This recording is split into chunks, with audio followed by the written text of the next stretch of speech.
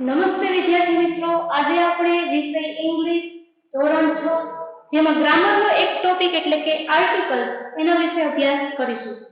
હવે અંગ્રેજીમાં આર્ટિકલ્સના ત્રણ પ્રકાર છે, એ, એન અને ધ.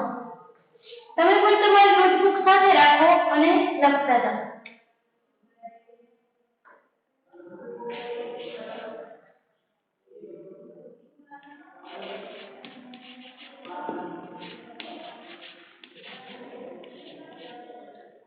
એ, એન અને ધ. હવે આ એ, એન અને ધ આ ત્રણ આર્ટિકલ છે તેને બે વિભાગમાં વહેંચવામાં આવ્યા છે. પહેલું એ અને એન,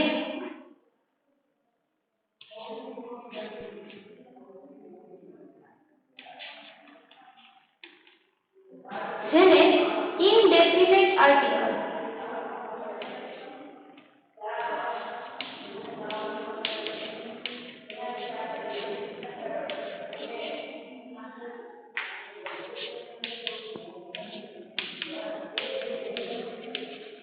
એટલે કે અનિશ્ચિત આર્ટિકલ ગુજરાતી થશે.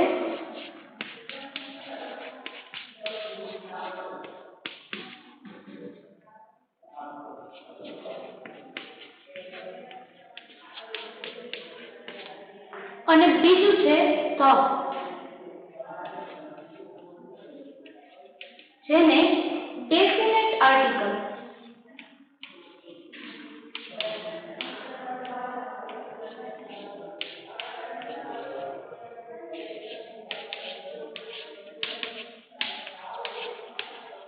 એટલે કે નિશ્ચિત આર્ટિકલ.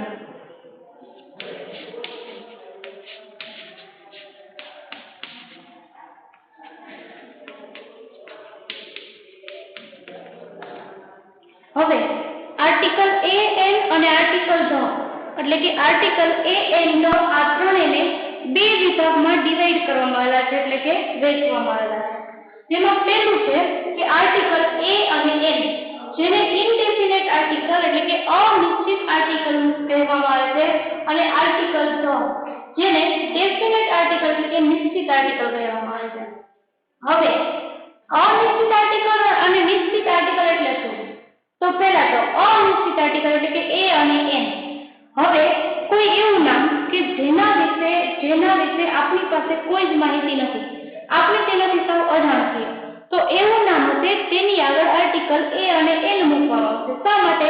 તો કે તે એક અનિશ્ચિત આર્ટિકલ છે. ત્યાર પછી છે આર્ટિકલ ધ. તો એવું નામ કે જેના વિશે આપણી પાસે પૂરેપૂરી માહિતી છે, જેની આપણે પૂરેપૂરી રીતે જાણીએ છીએ, તેની આગળ આર્ટિકલ ધ મૂકવામાં આવશે. શા માટે? તો કે આર્ટિકલ નિશ્ચિત છે એટલા માટે. હવે અત્યારે આપણે આર્ટિકલ એ અને એન વિશે પહેલા જોઈએ, ધને આપણે પાછળથી જોશું.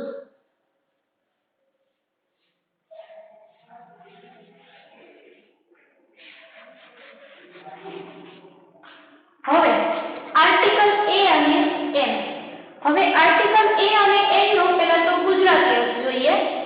આનો ગુજરાતી અર્થ એક અથવા તો કોઈ એક.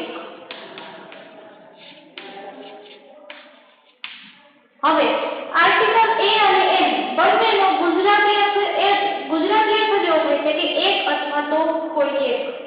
એવું વ્યક્તિ અથવા તો એવી વસ્તુ, કોઈ એક એવી વસ્તુ કે જેના વિશે આપણી પાસે કોઈ માહિતી નથી. ફોર એક્ઝામ્પલ, એ બોય લઉં તો એક એવો છોકરો કે જેને હું ઓળખતી નથી, જેના વિશે મારી પાસે કોઈ જ માહિતી નથી. તો હવે એક કોમન ડેફિનેશન કે જે આર્ટિકલ એ અને એન બંનેને લાગુ પડશે, કોમન વ્યાખ્યા બંને માટે. તો એ અને એન આર્ટિકલ છે તે હંમેશા એક વચન નામ સાથે જ વપરાય છે. તો લખવાનું કોઈ, લખજો મારી સાથે, એક વચન નામની આગળ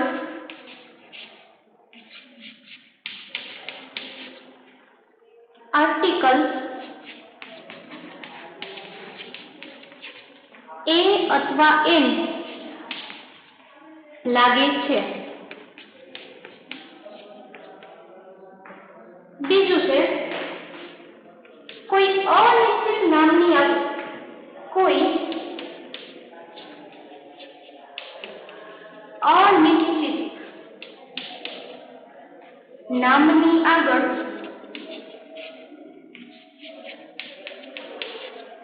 આર્ટિકલ એ અથવા એન લાગશે. અને ત્રીજી વ્યાખ્યા જોઈએ તો અક્ષર મુજબ નહીં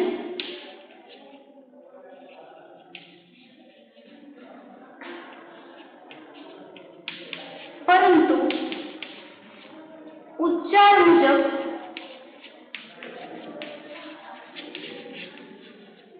આર્ટિકલ એ અથવા એન લાગશે.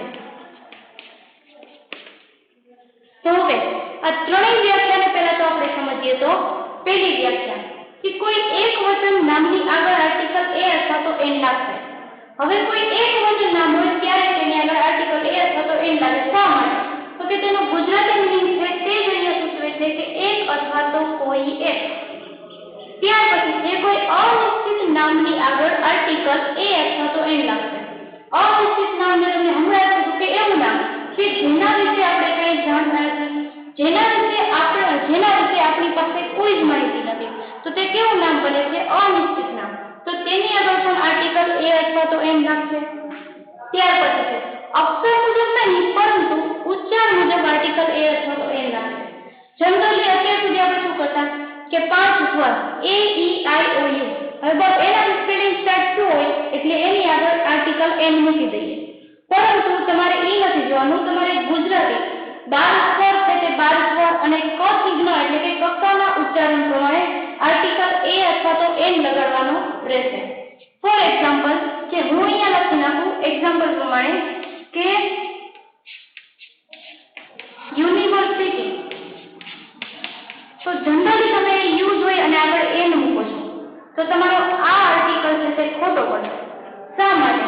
તો કે યુ મને સ્વર છે, અંગ્રેજીનો સ્વર છે, પરંતુ તેનું ઉચ્ચારણ ગુજરાતીમાં ક ચિહ્નમાંથી એટલે કે કક્કામાંથી આવે છે, ઉચ્ચારણ તેનું ય થાય છે. એટલા માટે તેની આગળ આર્ટિકલ એ આવશે તો તમારો આર્ટિકલ સાચો પડે. હવે આપણે આર્ટિકલ એ વિશે પહેલા ડિટેલ્સમાં માહિતી મેળવીએ.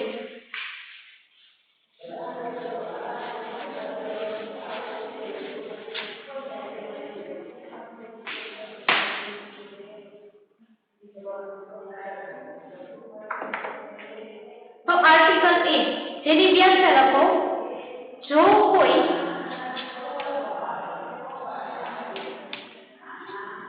જાતિવાચક એક વચન નામ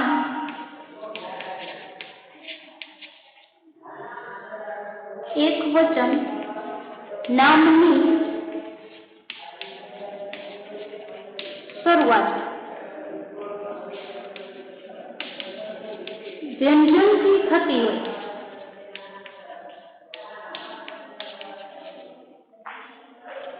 ત્યારે આર્ટિકલ એ આવે.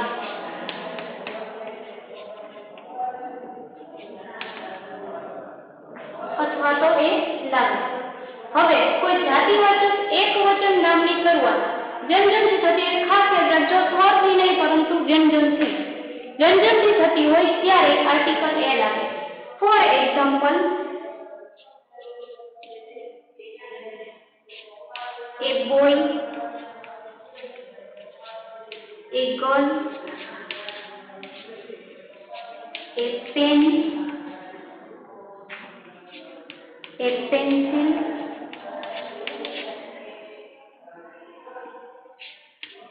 a board, a table. તો આવા નામ કે જેનું ઉચ્ચારણ વ્યંજનથી થતું હોય, જેનો ઉચ્ચાર વ્યંજનથી થતો હોય તેને શું કહેવામાં આવે છે? તેના પર શું લાગશે? એ લાગશે. હવે બીજી ડેફિનેશન એટલે કે બીજી વ્યાખ્યા જોઈએ તો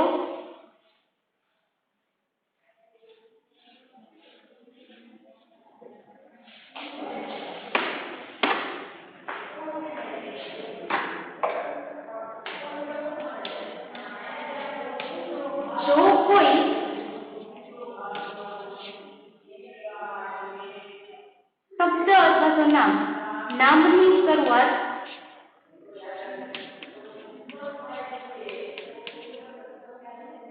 સ્વરથી થતી હોય. યાદ રાખજો, અહીંયા હંમેશા વ્યંજન આગળ એ લાગે છે, પરંતુ આ સ્વર કેમ આવ્યું એ જોજો ખાસ.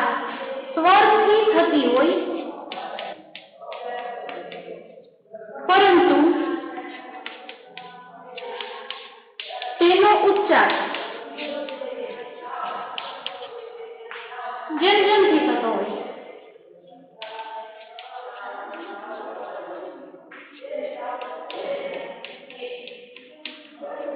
ત્યારે આર્ટિકલ એ લાગે. હવે ખાસ ધ્યાન રાખજો આ વ્યાખ્યા પર કે જો કોઈ નામની શરૂઆત સ્વરથી થતી હોય, નામની શરૂઆત કીધી છે, મેં તમને ઉચ્ચાર પ્રમાણે એ અને એ લગાવવાનું કીધું હતું, બરોબર? જો કોઈ નામની શરૂઆત સ્વરથી થતી હોય, શરૂઆત કીધું છે, પરંતુ તેનો ઉચ્ચાર વ્યંજનથી થતો હોય, ત્યારે તેની આગળ આર્ટિકલ એ લાગે. એક્ઝામ્પલ દ્વારા સમજીએ. અહીંયા લખ્યું છે યુરોપિયન,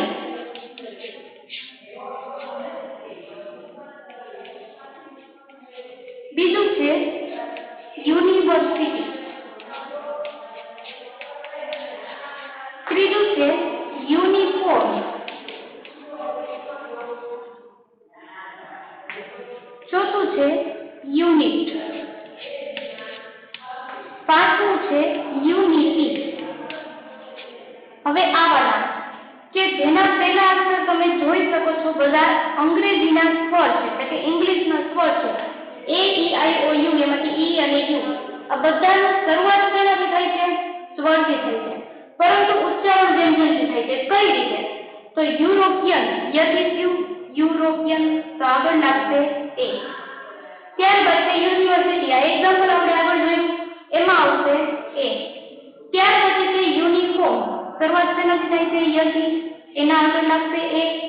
યુનિટ એટલે કે એકમ, જેનું શરૂઆત થાય છે વ્યંજનથી, એટલે આગળ એ. યુનિટી એટલે કે એકતા, એનું શરૂઆત શેનાથી થાય છે? વ્યંજનથી, એટલા માટે એની આગળ પણ એ. તો આવા નામની આગળ લાગશે એ. હવે ત્યાર પછીની વ્યાખ્યા જોઈએ તો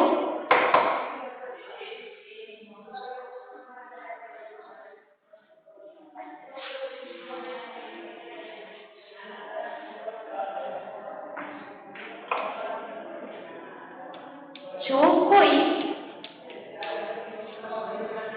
નામની આગળ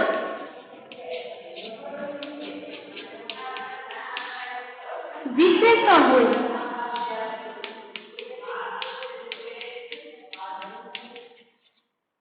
ત્યારે તેની આગળ વિશેષણ હોય અને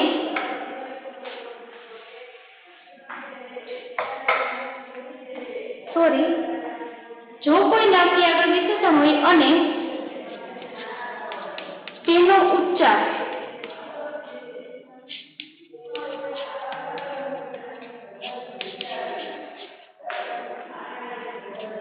વ્યંજનથી થતો હોય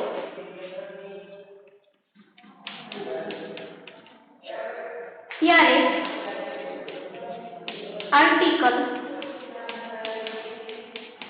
એ લાગશે.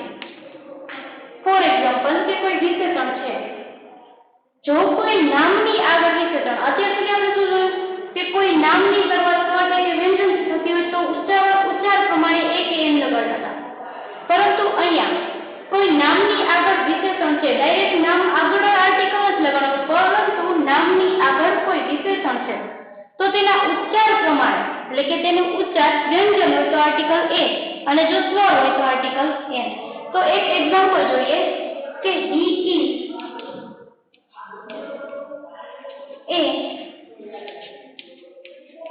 ક્લેવર સ્ટુડન્ટ, તે એક હોશિયાર વિદ્યાર્થી છે.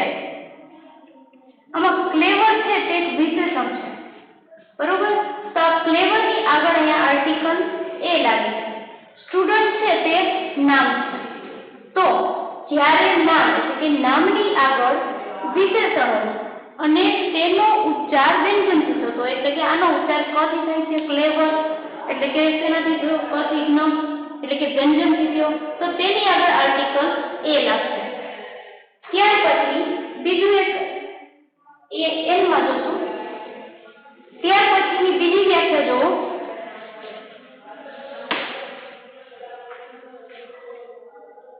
જો કોઈ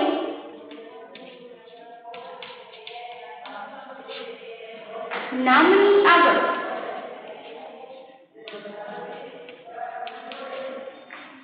વિશેષણ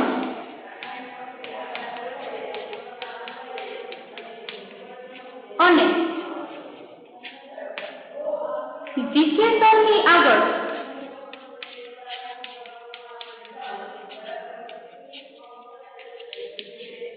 ક્રિયા વિશેષણ,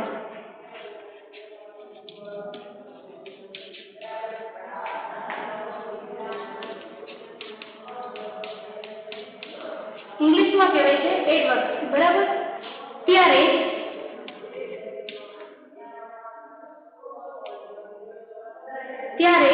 આર્ટિકલ એ લાગે છે. હવે જો કોઈ નામની આગળ વિશેષણ હોય અને વિશેષણની આગળ ક્રિયા વિશેષણ, ફોર એક્ઝામ્પલ આપણે ઉપર જોયું હતું કે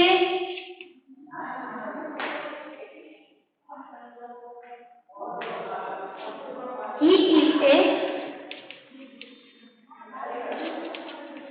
clever student. તો એમાંથી સ્ટુડન્ટ છે તે નામ હતું અને ક્લેવર છે તે વિશેષણ હતું.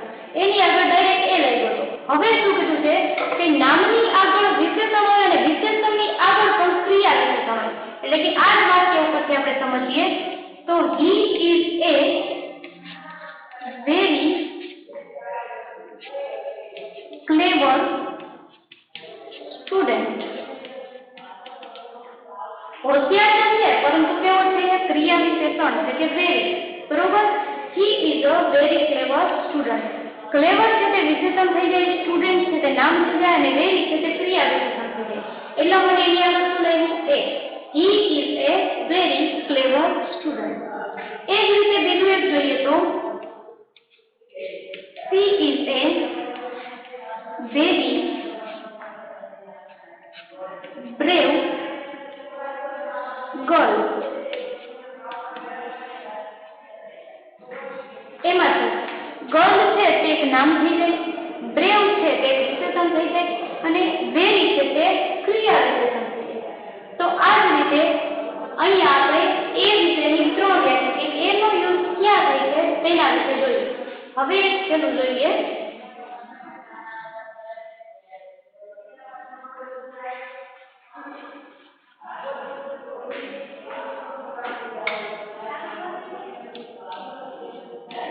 જો કોઈ નામ અનિશ્ચિત બનતું હોય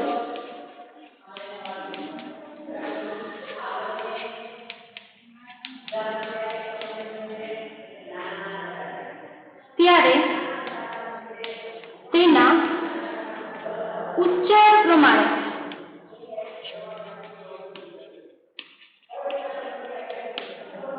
આર્ટિકલ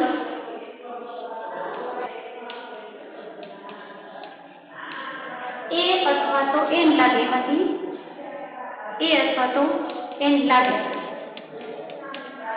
અહીંયા આપણે પેલા એ વિશેનું જ એક્ઝામ્પલ જોશું. શા માટે? તો કે આપણે એ વિશે જ અત્યારે અભ્યાસ કરી રહ્યા છીએ. તો હવે એક એક્ઝામ્પલ જોઈએ. એ સ્ટ્રેન્જર. સ્ટ્રેન્જર એટલે કે કોઈ અજાણ્યો વ્યક્તિ, અજાણ્યો માણસ કે જેના વિશે અનિશ્ચિત બનતું હોય. જો વ્યાખ્યામાં કીધું છે કે કોઈ નામ અનિશ્ચિત બનતું હોય ત્યારે તેના ઉચ્ચાર પ્રમાણે આર્ટિકલ એ અથવા તો એન આવે. એમાંથી આપણે આર્ટિકલ એ નું એક એક્ઝામ્પલ જોયું કે સ્ટ્રેન્જર એટલે કે વિચિત્ર, અજાણ્યો, જેને આપણે કહીએ કે અજાણ્યો માણસ. કે અજાણ્યો માણસ ની વાત છે એટલે કે આર્ટિકલ અહીંયા એ લાગશે। હવે આર્ટિકલ એ અહીંયા પૂરું થાય છે। હવે જોઈએ બીજો આર્ટિકલ।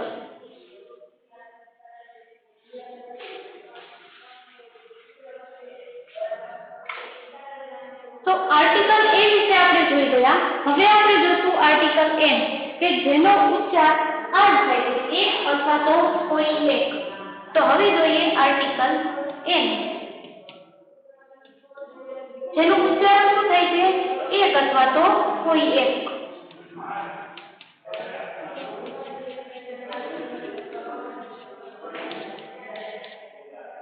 હવે એન આર્ટિકલમાં પણ જે પહેલી વ્યાખ્યા એમાં હતી એ જ રીતે જોઈએ કે જો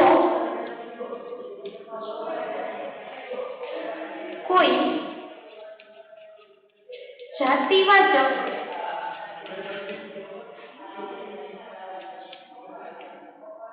એક મિનિટ જો કોઈ નામની શરૂઆત સ્વરથી થતી હોય, ઓમાં શેનાથી થતી હતી વ્યંજનથી, આમાં શેનાથી થશે સ્વરથી, સ્વરથી થતી હોય ત્યારે આર્ટિકલ એન લાગશે।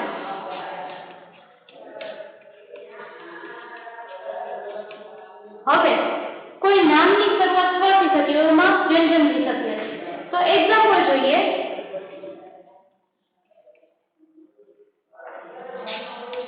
N animal, an elephant,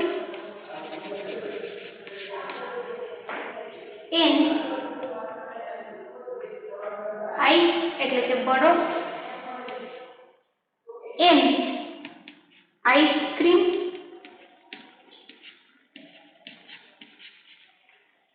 N egg, an onion,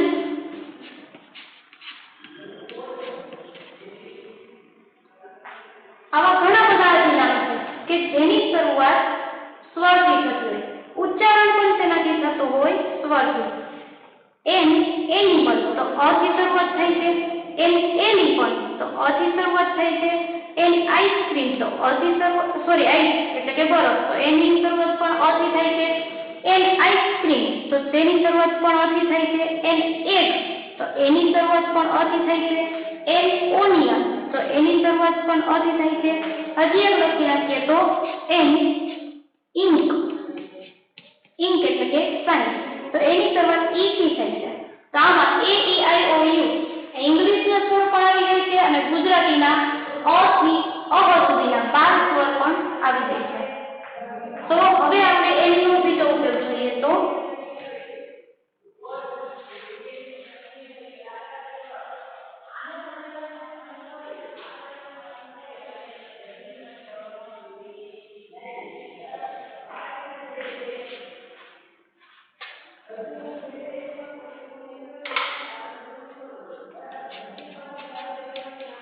જો કોઈ નામની શરૂઆત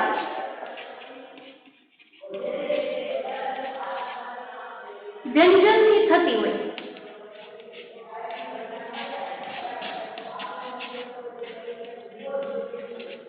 પરંતુ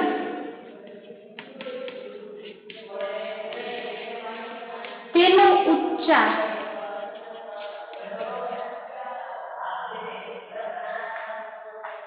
સ્વરથી થતો હોય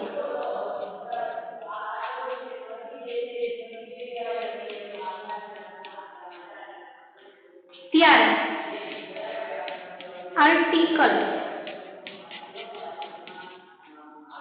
એન આવે, એન લાગશે।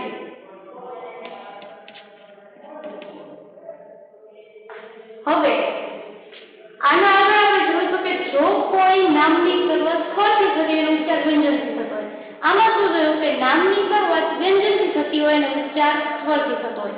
હવે એવા નામ લઈએ તો ફોર એક્ઝામ્પલ પેલું અવર અને અવર બચાય નહીં. શરૂઆત શેનાથી થઈ છે? એસ થી. બીજું છે ઓનેસ્ટ મેન, પ્રામાણિક માણસ. હવે આની આગળ જનરલી એ જ જોઈએ અને તમે જો એ મૂકીને આવો તો તમારો સ્વર તમારો આર્ટિકલ ખોટો પડે. પરંતુ અહીંયા ઉચ્ચારણ જોઈએ, ઉચ્ચારણ શું થઈ છે? તો એ અહીંયા અવર બચાય અને ઓનેસ્ટ મેન બચાય. હવે અહીંયા મેન લગાડેલું ન હોય, ફક્ત ઓનેસ્ટ હોય તો એની આગળ કોઈ આર્ટિકલ લાગતો નથી. એ પણ નહીં, એન પણ નહીં અને જાવ પણ નહીં. શા માટે? તો કે તે એક ભાવવાચક નામ છે અને ભાવવાચક નામની આગળ કોઈ આર્ટિકલ લાગતો નથી. હવે અહીંયા ઓનર છે એનું ઉચ્ચારણ અર્થ થાય છે એટલા માટે એની આગળ લાગશે એન. અહીંયા પણ એન. હવે ત્રીજી વ્યાખ્યા જોઈએ તો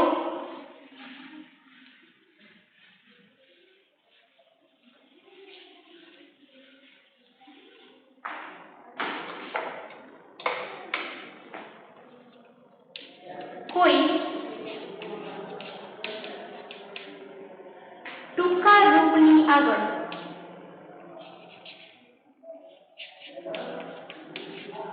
ઉચ્ચાર પ્રમાણે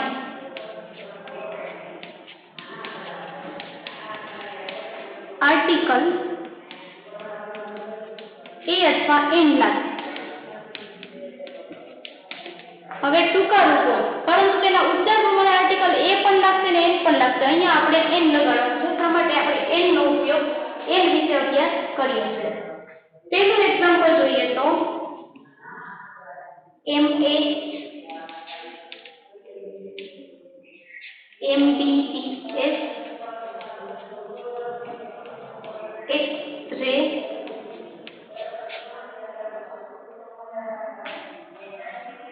SMS, ST, બસ. હવે આ બધાનું ઉચ્ચારણ અહીંયા એમ એ તો એમ ભલે રહ્યો, એબીસીડી નો એમ છે તો અહીંયા તમે એ નો મૂકી શકો. શા માટે? તો કે એનું ઉચ્ચારણ અથી થાય છે, એમ થાય છે એટલા માટે આની આગળ લાગશે એન. અહીંયા પણ એમ થી થાય છે એટલે એના આગળ લાગશે એન. એક્સ-રે તો એનો ઉચ્ચારણ પણ એ થી થાય છે એટલે એની આગળ પણ લાગશે એન. ત્યારબાદ છે SMS, અહીંયા ભલે એસ લો પરંતુ તેનું ઉચ્ચારણ તેનાથી થાય છે, અથી થાય છે એટલે એની આગળ પણ લખવાનું રહેશે એમ. ત્યારબાદ છે HP બસ તો એની આગળ પણ લખવાનું રહેશે એન. તો આ રીતે કોઈ ટૂંકા રૂપની આગળ ઉચ્ચાર પ્રમાણે આર્ટિકલ એન લાગે. તો હવે આપણે અહીંયા એ અને એન બંને આર્ટિકલ વિશે અભ્યાસ કરી લીધો. તો હવે આપણે જોશું કે આર્ટિકલ ક્યાં લાગે નહીં.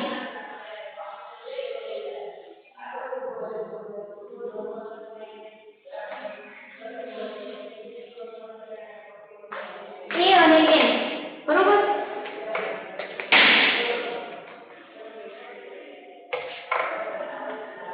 જોઈએ આર્ટિકલ એ અને એન, એ અથવા એન,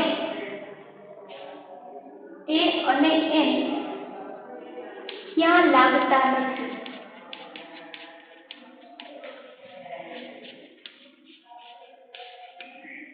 પ્રશ્ન છે ક્યાં લાગતા નથી? તો પેલું છે પદાર્થવાચક નામની આગળ જે આપણે જોયું દ્રવ્યવાચક નામ, એબ્સ્ટ્રેક્ટ નામ, એબ્સ્ટ્રેક્ટ ની મટીરીયલ નામ, બરોબર. તો દ્રવ્યવાચક નામ પદાર્થવાચક નામ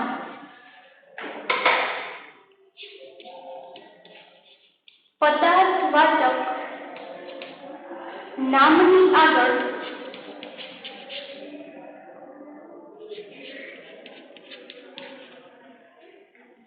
આર્ટિકલ લાગતા નથી.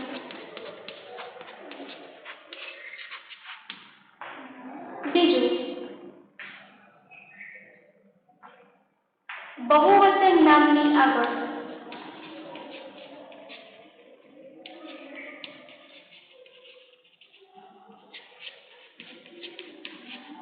આર્ટિકલ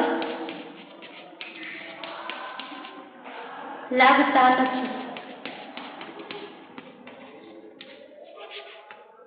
ત્રીજું, ગણી ન શકાય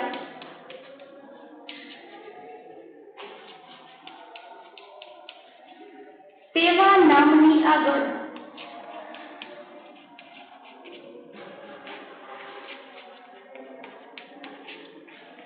આર્ટિકલ લાગતા નથી. અને ચોથું, ભાવવાચક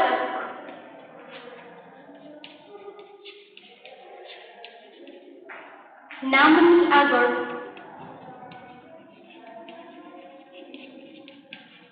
આર્ટિકલ લાગતા નથી. આટલું લખી લો.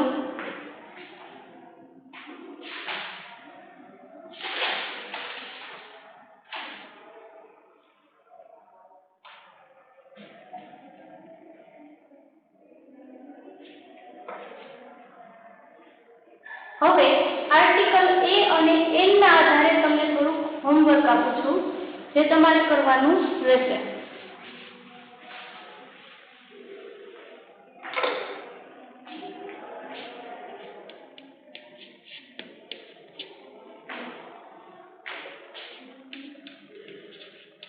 એ અથવા તો એન નો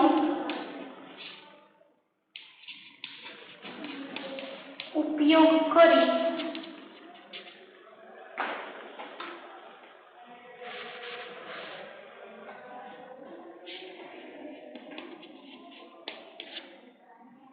ખાલી જગ્યા પૂરો.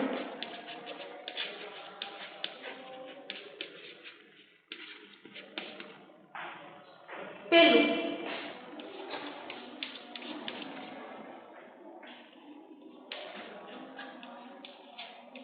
do not tell ખાલી જગ્યા lie.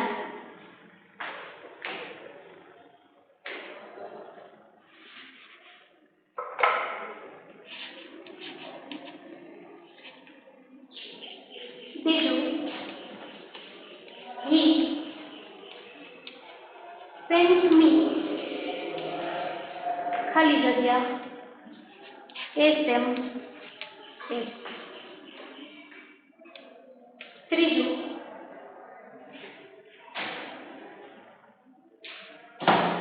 આશા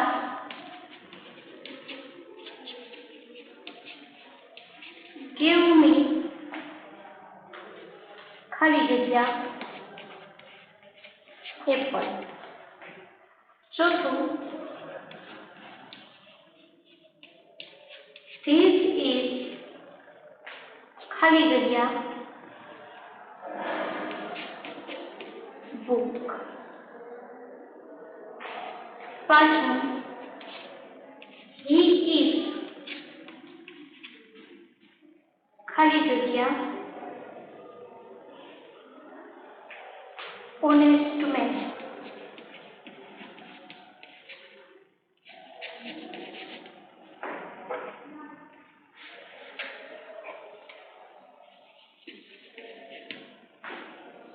તો આ છે આપનું આજનું હોમવર્ક. આજ માટે ફક્ત આટલું જ. Thank you.